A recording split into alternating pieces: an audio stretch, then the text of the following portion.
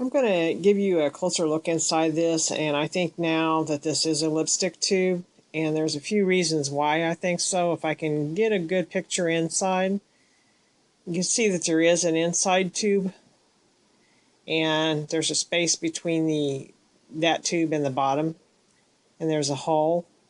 But if you can see right down towards the bottom center, and I know it's kind of hard, but it looks like it's kind of a reddish color, and reddish purplish, which to me indicates there was lipstick in this tube at one point. And it does have an actual separate piece here on the bottom. So I believe at one point this piece did turn. This bottom piece did turn, and I do think this is a lipstick tube. That's not threading at the top. That's actually just a crimp mark. So I do think that's an old lipstick tube. So this piece here I really think is a rouge case lid. And I have a picture of the marking right here in the center, and you can't see anything here, but I was able to put it under a loop and get a good close-up shot. So I'm going to put that in. You can see a little bit right there. You can see that something's there. There's actually an eagle and a crown over the top of it, and I think it goes this way. There's a crown right there and an eagle right there. So I'll show you a picture of that.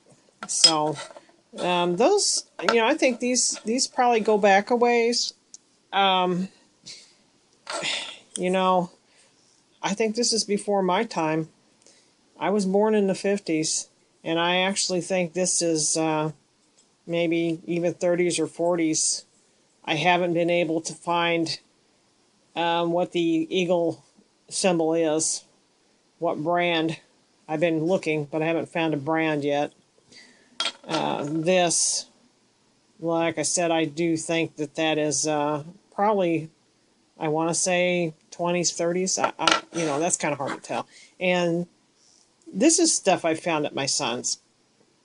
So this is why I think this is an old site, other than plats and maps and all that stuff.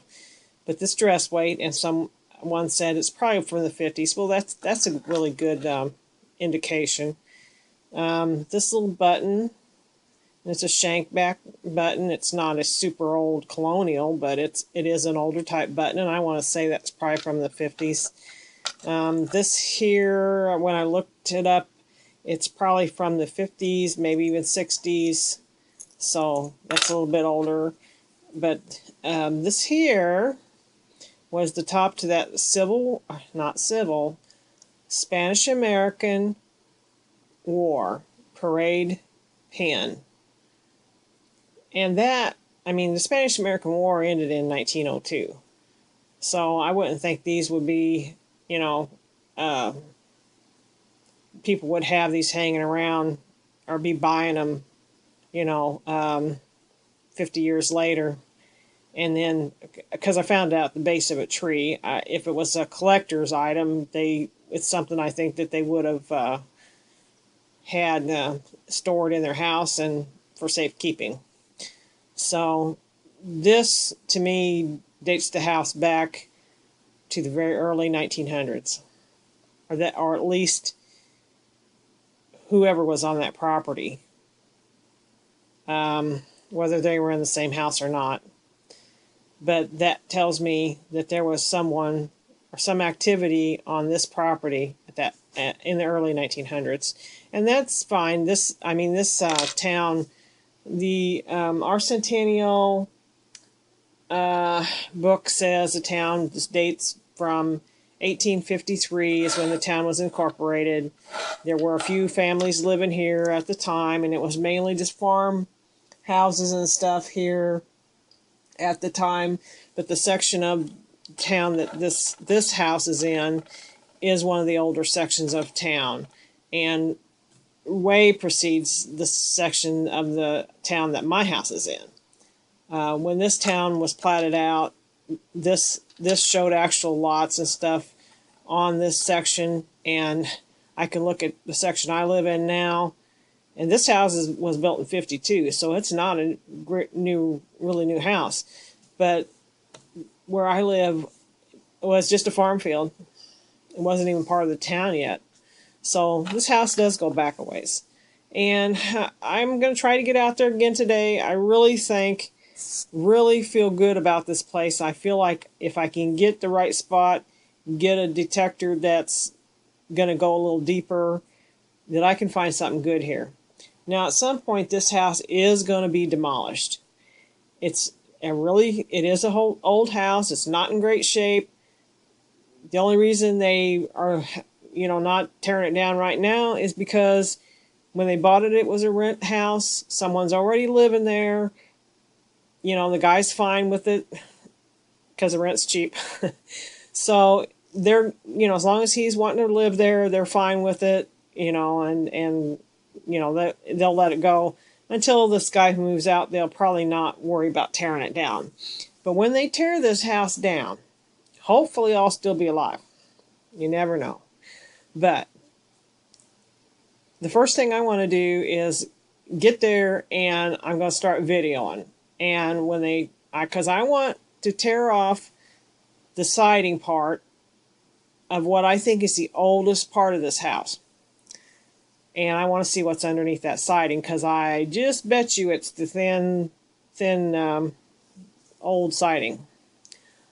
Or it could, I'm not looking at log cabin. I do not think it's a log cabin. But I think it's part of the old thin siding they had back in the 1900s.